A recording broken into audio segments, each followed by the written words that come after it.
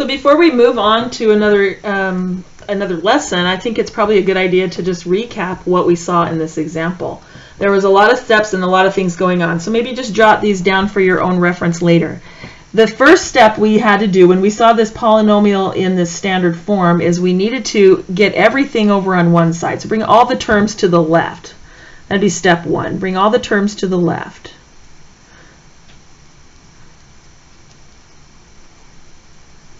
And while you're at it, get it in standard form. So put them in descending order. Then the next step for our focus really was right here.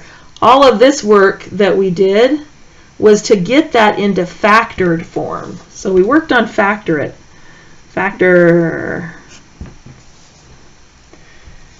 And once we had the factors, then our work here involved finding the zeros. And pay attention to multiplicity as we do.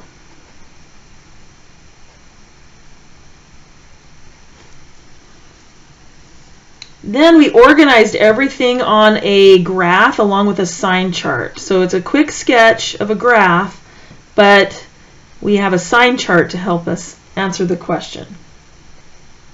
Now, how did we get the graph? We had to go back here and use our end model to get the graph.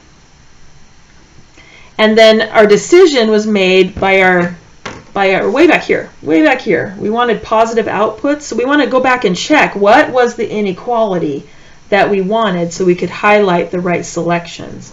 So we want to choose the correct selections based on whether we want intervals that produce positive outputs or negative outputs, and build your answer from there.